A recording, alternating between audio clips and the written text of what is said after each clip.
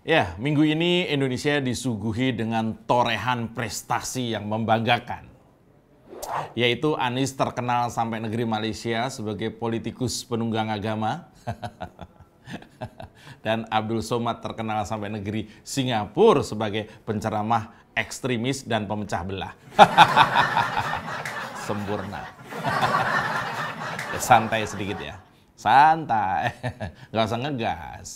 Setelah kemarin kita dijejeli dengan kepongahan Abdul Somad gara-gara ditolak masuk Singapura, konon informasinya Abdul Somad mau bisnis menjelang Pilpres dengan menumpang lokasi di Singapura. Wah, luar biasa ya. Mainnya udah berkelas ya. Infonya sih seperti itu, nggak tahu bener apa enggak.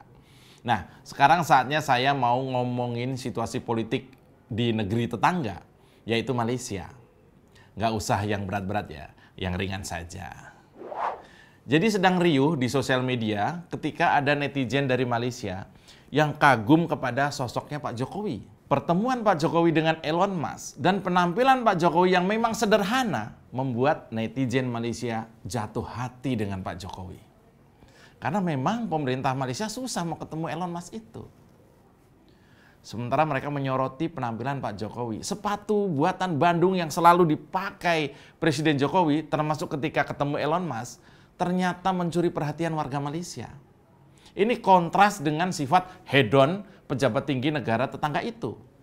Nah, selanjutnya netizen yang bernama Syed Akramin itu memuji Presiden Jokowi sangat memperhatikan detil-detil yang bertujuan memajukan karya bangsanya, yaitu dengan memakai sepatu lokal di ajang internasional. Sontak postingan si Syed Akramin itu ramai dikomentari ribuan netizen. Salah satu netizen Malaysia yaitu namanya Arin Muhammad juga terlihat berkomentar. Ia bertanya, apakah bisa misalnya nih Presiden Jokowi ditukar dengan Perdana Menteri Malaysia? Main tukar aja. Dan cuitan itu dilanjut dengan bagaimana kalau tukar tambah saja. Tukar tambah. Yaitu Presiden Jokowi diminta mereka untuk memimpin Malaysia dengan ditukar dengan Perdana Menteri mereka, bahkan ditambah berikut bonus para menterinya, bawa aja sekalian ke Indonesia. Dan cuitan ini membahana di jagat sosial media. Ya jelas ini adalah humor ya, ini humor satir. Kalau Anda paham humor, lanjut. Nggak paham humor, jangan nonton, nanti salah paham. Tapi bayangkan, sedemikian kuatnya kredibilitas Pak Jokowi sampai aura putus asa rakyat Malaysia karena pemerintah di negerinya tidak juga stabil. Ini nggak stabil tuh karena pasca selama 2 tahun terakhir sudah 2 Perdana Menteri mundur di Malaysia itu. Membuat mereka berandai-andai bisa mengimpor Pak Jokowi untuk memimpin mereka. Ini keren banget sih. Tapi yang kocak adalah, yang kocak adalah ketika salah satu netizen Indonesia membalas komentar Arin Muhammad ini, ia menawarkan bagaimana kalau Perdana Menterinya ditukar dengan Anies Baswedan saja. Sambil ditambahi pesan satir bahwa Anies itu lebih baik daripada Pak Jokowi loh. Mungkin awalnya dikira nggak bakal tahu lah orang-orang Malaysia tentang Anies. Jadi kelakar itu dibalas dengan kelakar, yaitu nggak usah minta Pak Jokowi memimpin Malaysia dengan tukar guling Perdana Menteri Malaysia, berikut menteri-menterinya nggak usah. Tapi ambil aja nih Anies dengan gratis, dengan ongkir ya, tanpa ongkir sekalipun dikirim ke Malaysia. Ternyata nggak begitu. Ternyata orang-orang Malaysia juga tahu kelakuan Anies di sini. Bahkan secara vulgar mereka menyebut Anies sebagai religion rider. Religion itu agama, rider itu penunggang alias penunggang agama. Ini bikin netizen Indonesia ngakak berjamaah. Selamat datang di Oposisi 69 MM bersama saya, Mas Jopray. Tarik Bambang Indonesia, oposisi tanpa isi kepala. Oh no, ini negara gua. Oposisi gak ada otaknya. Semua isu jadi santapan, tak ada solusi, semua ratapan. Sekedar pusing dengan ucapan, sadar diri tak berani melawan. Oh no, ini negara gua. Oposisi gak ada otaknya. Bangsat! Yo, sobat oposan senusantara. Inilah Oposisi 69 FM, masih disiarkan dari kawasan Jakarta yang sebentar lagi bakal ditinggal gubernurnya. Jadi begini ceritanya. Ada keriuhan di sosial media, yaitu humor satir tentang tukar-menukar pejabat antara Malaysia dan Indonesia. Kalau humor ini mau dilebarin lagi, tentu saja kita punya banyak stok pejabat atau figur yang siap diekspor karena di dalam negeri ini kita surplus. Kemarin kita mau ekspor kadrun ceritanya nih, berkualitas kadrunnya. Memang bukan tangan pertama, second, kondisinya prima, galaknya minta ampun, surat-suratnya sih lengkap. Meski casingnya agak lecet-lecet gitu, tapi masih banyak peminatnya. Harga jualnya juga tinggi. Kita ekspor ke Singapura, sama Singapura di reject. Nah ini juga terjadi perbincangan. Dia bilang kan dideportasi. Nah ini bedanya ya. Kalau sudah masuk, tapi kemudian dikeluarin, itu namanya deportasi. Tapi kalau belum masuk, tapi sudah keluar, itu namanya ejakulasi dini. Lalu ada juga penawaran, Anies.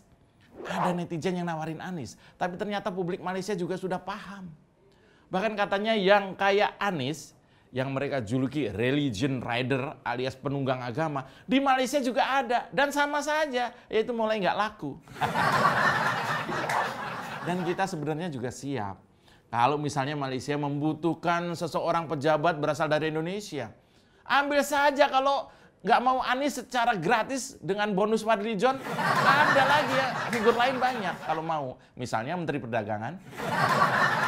Kalau mau diambil silakan. Nah, atau menteri-menteri yang lebih sibuk kerja dalam rangka pencapresan daripada ngurus kerjaan utamanya sebagai pembantu presiden, ambil aja deh borongan. Nyesain. Atau perlu akademi berkualitas, akademisi. Ada. Kami siap lepas Musni Umar. Bonus berkualitas seorang aktivis kuliner kalau mau. Namanya Novel Bak Mukmin. Marah lagi. Meski ini satir alias humor kebalikan, satir itu humor kebalikan. Tapi ini gambaran nyata bahwa memang orang yang menyebalkan itu ada di mana-mana. Bahwa orang yang menjadi musuh bersama kewarasan itu akan selalu ada di sekitar kita. Nggak perlu panik, nggak perlu kita merasa kalah sebelum bertindak. Banyak cara meredam bahkan melumpuhkan orang-orang seperti ini. Kalau di Malaysia nih ya, publik kelas menengahnya juga sudah mulai kritis. Seperti contoh percakapan mereka di sosial media menunjukkan kepedulian mereka akan pentingnya nasionalisme. Jauhkan dari permusuhan agama dan menempatkan pejabat berkualitas sesuai pada posisinya. Nah, itu yang terjadi di Malaysia. Bahkan ada satu kejadian, yaitu ketika pemerintah Malaysia menunjuk seorang anggota parlemen dari Pasir Salak, namanya Tajuddin Abdul Rahman, sebagai duta besarnya untuk Indonesia, menuai banyak protes di dalam negeri Malaysia sendiri.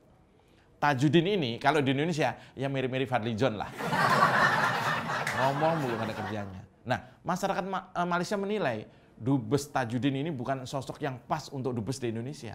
Karena pentingnya Indonesia bagi Malaysia, sebaiknya diberi dubes yang lebih senior dan berpengalaman. Bukan si Tajuddin ini. Tapi terlambat, Tajuddin udah ada di Indonesia sekarang. Lihat betapa kritisnya masyarakat Malaysia. Saya belum dengar kita meributkan pengangkatan satu dubes pun belakangan ini. Belum pernah. Karena meski nggak pas, biasanya kita juga tahu ada stigma bahwa dubes itu istilahnya itu dibuang secara halus. Tarik ke Bambang. Mau kemana kawan, tanpa arah tujuan, cari masalah rawan, urus saja masa depan. Bangun tidur suruh ngomong 5 halaman, ya begini jadinya. Nah, Anies dan Uas, dua orang dari jalur kadrun yang mencoba mendunia. Anies ke Eropa entah jualan apa, padahal pekerjaannya numpuk di Jakarta yang jadi tanggung jawab utamanya. Anies kok tanggung jawab? Mana ada Anies tanggung jawab? Dia niat jadi gubernur memang mau jadi presiden. Bukan mau melayani masyarakat Jakarta. Jadi Jakarta nggak usah kecewa ya, emang sudah begitu. Sehingga dia akan sangat semangat manakala ada kegiatan yang tujuannya menaikkan citra pencapresan. Maka seperti rapat diskusi, cari solusi bareng anggota DPRD, Anies mana mau? Mana tertarik dia? Nggak mau. Dia lebih suka diskusi dengan beberapa gelintir mahasiswa di London. Karena di situ tidak bakal ada interupsi, tidak bakal ada debat keras melawan kata-katanya yang memang cuma kata-kata itu. Karena diskusi dengan mahasiswa secara citra itu bagus. Kesannya elit dan pintar. Kesannya tampan dan berwibawa. Alah, kita udah kenyang punya pemimpin yang sok gagah dan sok pintar. Buat apa kalau ujung-ujungnya sering kelebihan bayar? Somad dan Anies, mereka berdua lagi berlomba-lomba memalukan Indonesia. Anies menjadi gunjingan negara lain karena pola tingkahnya sampai dijuluki religion rider alias penunggang agama. Sementara Indonesia jadi bulan-bulanan negara lain karena tingkah pola Abdul Somad yang ditolak masuk Singapura karena memang alasannya kuat. Abdul Somad ini yang meskipun kerap menyangkal, tapi orang ini memang terbukti sebagai corongnya khilafah, intoleran, dan bukti-bukti juga kuat dia mendukung radikalisme dan terorisme. Publik Indonesia yang waras tentunya memang sudah apatis dengan Anies. Bodoh amat ke Anies. Kita bersama tahu Anies bisa saja adalah proksi kepentingan luar sana yang punya ambisi menguasai secara tidak langsung. Ingat, menguasai secara tidak langsung kedaulatan Indonesia yang di masa Presiden Jokowi ini memang makin jelas kita punya. Publik Indonesia juga paham bahwa masih banyak masyarakat kita yang bisa terbius ucapan ustadz seperti Abdul Somad ini. Yang memang punya kecenderungan untuk anti pemerintah, mencampurkan dakwah dengan politik, dan dia punya segudang alasan untuk melakukan itu.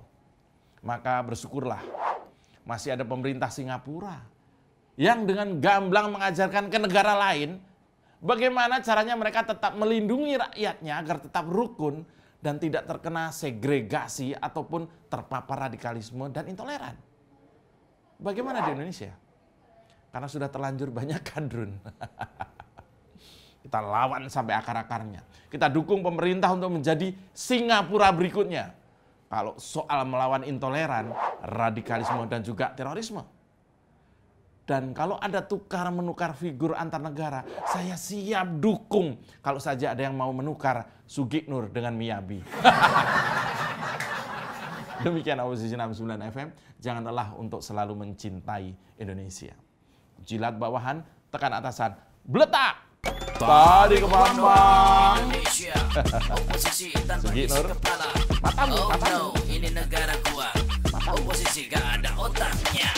Semua isu jadi santapan, tak ada solusi, semua ratapan.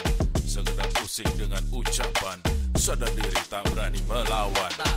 Oh no, ini negara gua. Oposisi gak ada otaknya. Bangsat! Kita dukung aksi melawan intoleran, radikalisme, dan juga terorisme demi Indonesia yang lebih baik dengan cara subscribe di kanal 245 TV. Makasih. Mau kemana kawan, tanpa arah tujuan, cari masalah rawan, urus saja masa depan.